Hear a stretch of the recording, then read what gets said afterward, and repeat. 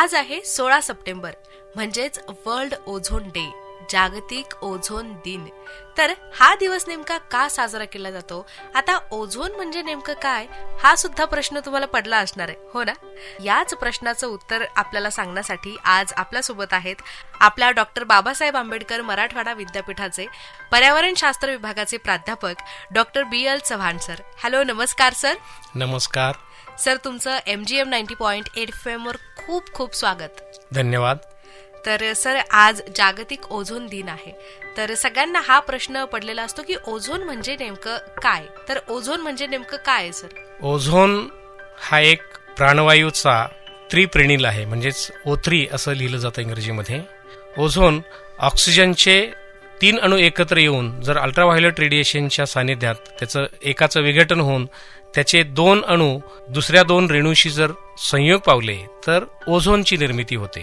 म्हणजे ओझोन निर्मिती होण्यासाठी सौर प्राण्यांचा उपयोग केला जातो आणि त्यात जी रिॲक्शन होते, जी रासायनिक अभिक्रिया होते, त्याला एखाद्या संप्रेरकाच्या सानिध्यात ही प्रक्रिया घडत असते. आणि ओझोन वातावरणामध्ये साधारणतः 10 किलोमीटर पर्यंतच्या उंचीपर्यंत साधारणतः 10 ते 15% पर्यंत आहे आणि त्यावर 50% पर्यंतच्या वातावरणाच्या थरामध्ये जवळजवळ 90% ओझोन वायू आढळतो.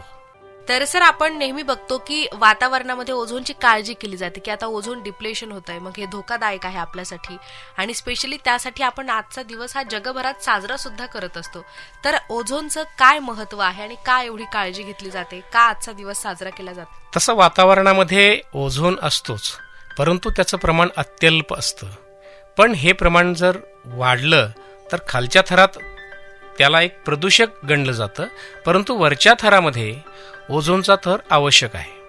म्हणजे एका अर्थानं ओझोन जर खालच्या थरात असेल तर तो योग्य नाही, घातक आहे, आणि तो वरच्या थरामध्ये मात्र आवश्यक आहे. याचं कारण असं आहे की ओझोनबद्दलची माहिती ही 19व्या शतकापासून शास्त्रज्ञांना आहे.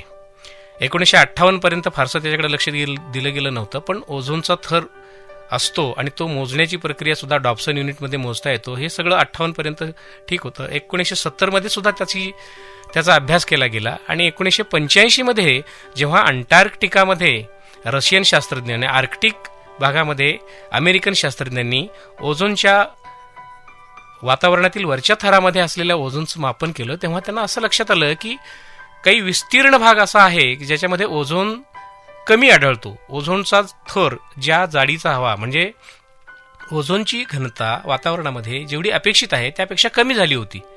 आणि त्याचा परिणाम काय आहे हे जेव्हा लक्षात आलं तेव्हा शास्त्रज्ञांना असं दिसून आलं की ओझोन जर विरळ झाला, त्यालाच आपण ओझोनचा ऱ्हास होणं, क्षय होणं किंवा ओझोन थरचा नाश होणं असं म्हणतो. अशा पद्धतीनं पातळ जर झाला तर अल्ट्राव्हायोलेट रेडिएशन, जे सौर प्रारणं, त्यातला जो घटक आहे, जो हानिकारक आहे, तो घटक पृथ्वीच्या भूपृष्ठापर्यंत म्हणजे आपल्यापर्यंत पोचू शकतो. वास्तविक ओझोन निर्माण होणं आणि क्षय पावणं ही सातत्यपूर्ण प्रक्रिया आहे. याच्यामध्ये ओझोन सूर्यप्रकाशामध्ये ओझोनची ही प्रक्रिया अविरतपणे चालू असते. त्याच्यासाठी काही संप्रेरक, कार्बनचे कण असतील किंवा नायट्रोजनचे कण असतील किंवा सल्फरचे कण असतील, यांच्या सानिध्यात ही प्रक्रिया सदैव चालू असते. परंतु ही प्रक्रिया वरच्या थरामध्ये जर अधिक प्रमाणात झाली तर त्याचा थर विरळ होतो आणि त्याला आपण ओझोन डिप्लेशन किंवा ओझोनचा क्षय, ओझोनचा ऱ्हास असं संबोधतो. अच्छा, तर सर, असे कोणते पदार्थ आहेत मग ज्याने ओझोनचा ऱ्हास होत चाललेला आहे सध्या? ओझोनचा ऱ्हास हा प्रामुख्यानं क्लोरोफ्लोरोकार्बनच्या संयोगाने होतो. प्रामुख्यानं हे जे क्लोरोफ्लोरोकार्बन्स आणि हायड्रोक्लोरोकार्बन्स आहेत, हे जेव्हा वातावरणामध्ये मिसळतात आणि वरच्या थरापर्यंत पोहोचतात तेव्हा त्यांचं विघटन होतं आणि हे विघटित कण, त्यातले क्लोरीन आणि ब्रोमीन असे जे घटक आहेत, ज्याला आपण हॅलोजन घटक म्हणतो, हे घटक वेगळे होतात आणि हे घटक तीव्र वेगानं ओझोनचा क्षय करतात. आणि क्षय करत असताना ते स्वतः संयोग पावत नसल्यामुळं उत्प्रेरक म्हणून ते काम करतात. त्यामुळे त्याची क्षमता, ओझोन नाश करण्याची त्याची क्षमता खूप मोठ्या प्रमाणावर आहे. एक क्लोरीनचा अणू क्लोरीनच्या ClO या स्वरूपात जर पोहोचला तर तो कमीत कमी 1 लाख ओझोनचे रेणू नष्ट करू शकतो. त्याचं रूपांतर करू शकतो. ब्रोमिनचा जर एक रेणू वरपर्यंत पोहोचला आणि तो कन्वर्ट झाला BRO म्हणजे ब्रोमिनच्या ऑक्साईडमध्ये, तर तो 10 लाखापर्यंतचे ओझोनचे रेणू नष्ट करू शकतो. इतक्या प्रचंड वेगानं ही प्रक्रिया घडू शकते आणि म्हणून ही चिंतेची बाब आहे. आता हे कमी करणारे जे पदार्थ आहेत त्यामध्ये सगळे हॅलोजन्स आहेत असं नाही. हॅलोजन्स बरोबर क्लोरोफ्लोरोकार्बन्स आहेत, हायड्रोक्लोरोकार्बन्स आहेत, कार्बनचे अन्य टेट्राक्लोराईड सारखे संयुग आहेत. हे सगळे एअर कंडिशनिंग मध्ये वापरले जातात, रेफ्रिजरेशन सिस्टीम मध्ये वापरले जातात, सुगंधित द्रव्यांमध्ये वापरले जातात, जे आपण फवारताना ती बाहेर पडतात. आणि हे कण हळूहळू हवेत मिसळतात आणि वाऱ्याच्या झोताबरोबर वरच्या दिशेनं जर वारा थोडा बहुत वाहिला तर ते वरच्या थरामध्ये पोहोचतात आणि वरच्या थरात असलेल्या या ओझोनच्या रेणूंचं विघटन घडवतात. ही चिंतेची बाब आहे. आणि सर, आता हा ओझोनचा थर जर कमी होत राहिला तर याचा आपल्यावर काही परिणाम होईल का? निश्चितच परिणाम होतो, कारण ओझोनचा थर म्हणजे आपल्याला एक छत्रीसारखं काम करतो. सौर प्रारणं, सूर्यप्रकाशाची जी किरणं आहेत त्याच्यामध्ये काही घटक हे त्रासदायक म्हणजे आपल्याला त्रास करणारे आहेत आणि काही घटक हे पूरक आहेत, म्हणजे त्याच्या वेव्हलेंथवर ते अवलंबून आहे. जर समजा सलग आपण सूर्यप्रकाशात राहिलो तर आपल्याला ॲक्यूट म्हणजे तीव्र पद्धतीनं आपण त्याला सामोरे गेल्यामुळे परिणाम होतात, तर काही दीर्घ काळापर्यंत आपण वेळोवेळी त्याच्या सामोरे गेलो तर त्याचे परिणाम वेगळ्या पद्धतीने होतात. पण एकूणच जे परिणाम मानवी आरोग्यावर होतात त्यामध्ये दृष्टी मंद होणं, प्रसंगी अंधत्व येणं, मोतीबिंदू वाढणं किंबहुना ऑपरेशनची गरज भासणं, आपल्यातली रोगप्रतिकारक शक्ती कमी होणं, त्वचेचा कर्करोग, त्वचेचा दाह किंवा त्वचेचे इतर रोग जसे की पुटिका येणं, पुरळ येणं. अगदी एवढंच काय, जर आपण लसीकरण घेतलं असेल तर त्या लसीकरणाचा परिणाम देखील कमी होतो. म्हणजे आपल्या शरीरात जे काही सुप्त पद्धतीनं लसीकरणामुळे जे सुप्त झालेले विषाणू आहेत हे पुन्हा सक्रिय होऊ शकतात. लसीकरणाचा प्रभाव देखील नष्ट होऊ शकतो. अशा पद्धतीचे अनेक परिणाम आहेत. म्हणजे परिणाम हा ओझोन नष्ट झाल्याचा परिणाम आपण अल्ट्राव्हायोलेट रेडिएशनशी सामोरे गेल्यामुळं त्वचेवर विषाणू जागृत होण्यामध्ये होतो आणि विषाणूजन्य रोगांना सुद्धा आपण बळी पडू शकतो. आणि सर, ओझोन आणि UV लाईट्स जे आहेत अशा अल्ट्राव्हायोलेट रेडिएशनचा काय संबंध आहे एकमेकांसोबत? तसं पाहिलं तर ओझोनची निर्मिती आणि त्याचा ऱ्हास या दोन्हीमध्ये याची भूमिका असते. आपण ज्यांना UV रेडिएशन म्हणतो ते 3 गटामध्ये विभागले गेले आहेत त्यांच्या वेव्हलेंथनुसार. अल्ट्राव्हायोलेट A असं आपण जेव्हा म्हणतो तेव्हा साधारणतः 315 ते 400 नॅनोमीटर या वेव्हलेंथचे जे रेडिएशन आहेत त्याला UVA रेडिएशन म्हणतो. UVB रेडिएशनची वेव्हलेंथ ही 380 ते 315 नॅनोमीटर इतकी असते आणि 100 ते 180 नॅनोमीटर या वेव्हलेंथचे जे रेडिएशन आहे त्याला अल्ट्राव्हायोलेट C रेडिएशन म्हणतो. यातले प्रामुख्यानं जे त्रासदायक आहेत ते UVB आणि UVA. याचा परिणाम हा घातक असतो कारण ते भेदक असतात. भेदक असल्यामुळं ते दीर्घ प्रवेश करून शरीरापर्यंत प्रवेश करून किंवा शरीराच्या अंतर्भागापर्यंत प्रवेश करून त्याचा परिणाम घडवू शकतात. म्हणून आपल्याला ते चिंता करणं गरजेचं आहे. ओझोनची घनता आणि सौर प्रारणची स्थिती ही ठिकाणानुसार बदलत जाते. म्हणजे विषुववृत्तावर अधिक आहे आणि पोलार रिजन कडे ती कमी कमी होत जाते. परंतु ओझोनचा थर मात्र यावर अवलंबून नाही, तर ओझोनची निर्मिती ही सगळीकडेच होत राहते. परंतु काही भागामध्ये जिथं वादळं अधिक आहेत तिथं ओझोन नष्ट होण्याचं प्रमाण हे अधिक आहे. तर सर, आपल्या आरोग्यावर ओझोन लेअर कमी झाल्याचा परिणाम होऊ शकतो. तर मग तसंच आपले नैसर्गिक जे परिसंस्था आहेत, पिकं आहेत, जंगलं आहेत, यांच्यावर नेमका काय परिणाम होतो? हा, निश्चितच जलीय जीवांवर होतो, अगदी भूपृष्ठावरील जीवांवर होतो. आपल्यासाठी पिकं ही महत्वाची आहेत, त्यांच्यावर देखील हा परिणाम होतो. कारण जेव्हा सौर प्रारणं ही वनस्पतींवर पडतात, वनस्पतीतल्या क्लोरोफिलवर त्याचा परिणाम होतो.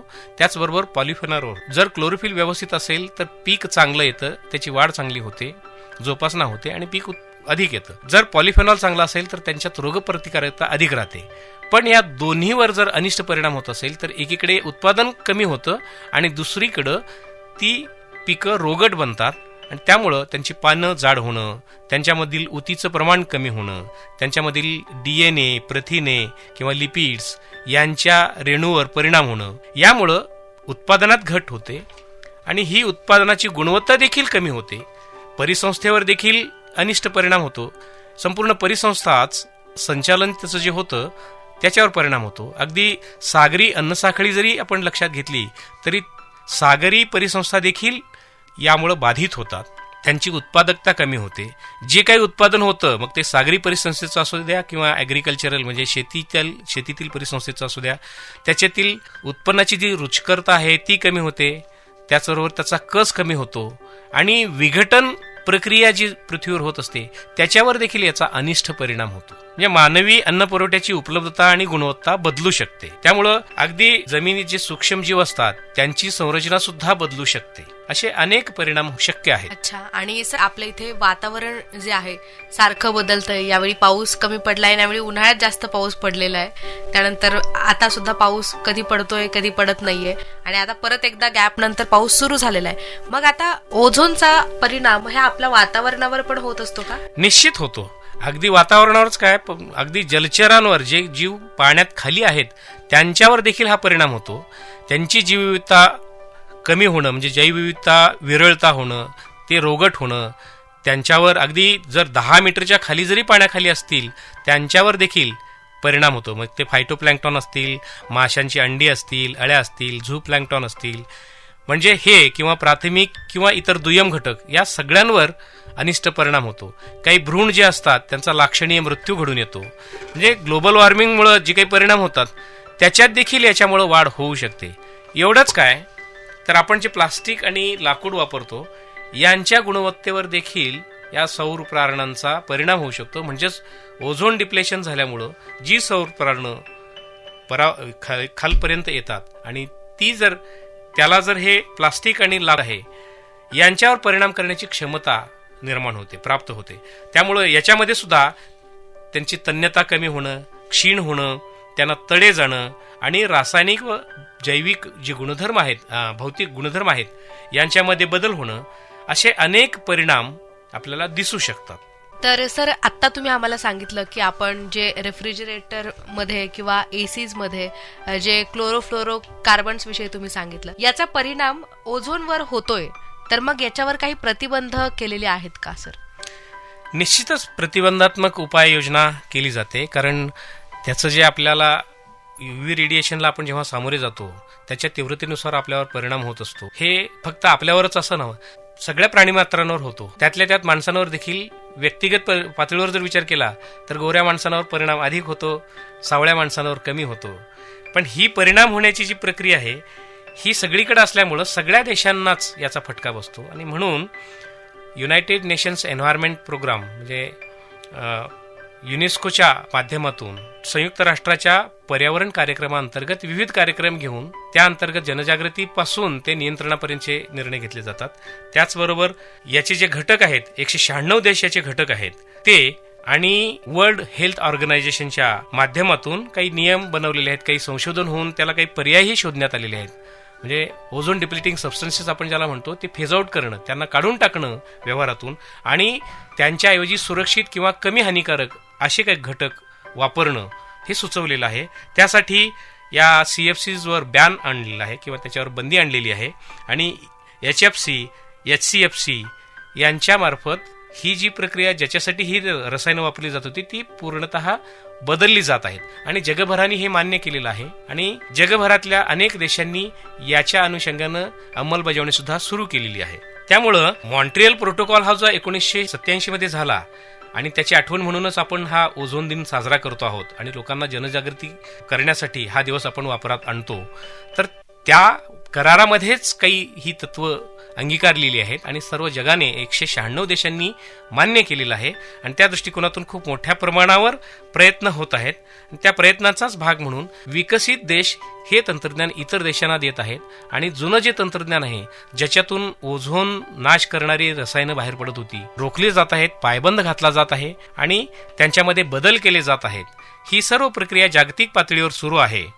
त्यामुळं जागतिक वातावरणाचा विचार करून रसायनशास्त्रज्ञांनी जे काही नवीन घटक निर्माण केलेले आहेत त्या घटकांचा वापर ह्या पारंपरिक प्रदूषणकारी घटकांना बाजूला सारून केला जात आहे. आणि संभाव्य किरणोत्सर्गाची जी प्रक्रिया आहे ती रोखण्यासाठी सर्वतोपरीनं ओझोन थर पुन्हा सुरक्षित व्हावा आणि सुरक्षितपणे निर्माण होऊन जलजीवांचं संपूर्ण जीवसृष्टीचं सुरक्षितता कायम राहावी यासाठी प्रयत्न केले जात आहेत. आणि सर आता सध्या ओझोन थर संरक्षित करण्यासाठी तुम्ही सांगितलं की अनेक परिणाम म्हणजे पर्याय निवडले जातात, केले जातात, पण मग याने ओझोनचा थर जो आहे तो पूर्ववत होऊ शकतो का?